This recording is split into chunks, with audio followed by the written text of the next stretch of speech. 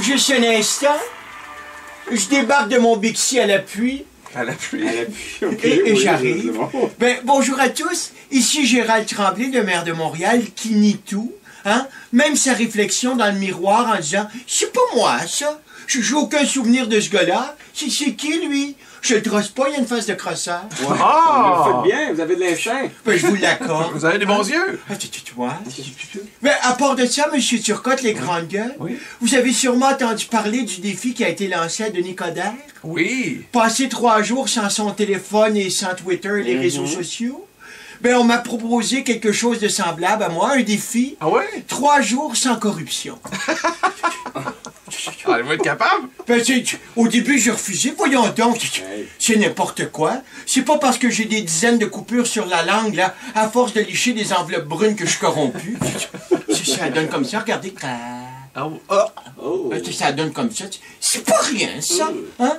Mais j'ai quand même accepté le défi, j'ai rien à me reprocher. Non, ben non. Alors, les 6 premières heures de mon jeûne de corruption se sont bien passées. Faut dire que je dormais. Ouais. Il a commencé avant de se coucher, lui. C'est quand je me suis levé que ça a dérapé, là. Ça n'a pas été facile de partir ma journée parce que je suis comme ça, moi. Si j'ai pas ma part sur les contrats en construction me levant le matin, j'ai de la misère à la scène. Comme me disait Zambito, pas de cote, pas de crotte. Faut être fier de ça. Faut être fier. Les scripteurs voulaient que je la fasse, celle-là. On est content. Il a dit beau caca. J'étais pas certain que je la fasse. Non, mais pour vrai, dans mon sevrage, je me sentais vraiment pas bien.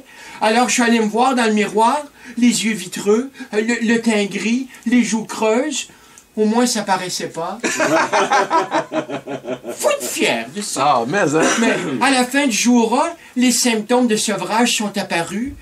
Tremblement, épilepsie, perte de cheveux, visage pâle, chapeau de cow-boy. Chapeau de cow-boy! Alors, fallait que je lutte contre mon corps qui voulait blanchir de l'argent sale. C'était insoutenable. Ça doit être aussi dur que l'héroïne, ça. C'est pire que ça. À l'hôtel de ville, c'était l'enfer. J'avais des sueurs froides, je tournais en rond dans mon bureau, j'étais incapable de travailler. Donc rien d'anormal à part les sueurs froides. Je vous l'accorde. Après 36 heures de sevrage, je me suis mis à halluciner que les Bixi étaient rentables. Que je pouvais me faire servir en français au centre-ville. Puis que l'aéroport de Montréal n'était pas à 1 heure de Montréal. J'étais complètement déconnecté de la réalité. Dans la soirée, comme l'ex-fumeur qui se dit, bon, je vais en fumer une, mais je la respirerai pas. J'ai appelé un entrepreneur pour lui demander ma cote, mais j'ai raccroché juste avant qu'il puisse me répondre. Je voulais juste me mouiller les lèvres. L'ivresse que ça m'a procuré, ça n'a pas pris 5 minutes que j'étais déjà sur le téléphone pour donner des contrats à des amis du parti sans appel d'offres. Je l'avoue, j'ai rechuté. Ben oui, vous avez pas Mais réussi. j'ai déconstipé juste d'une shot. Ah ouais, c'est ça qui arrive.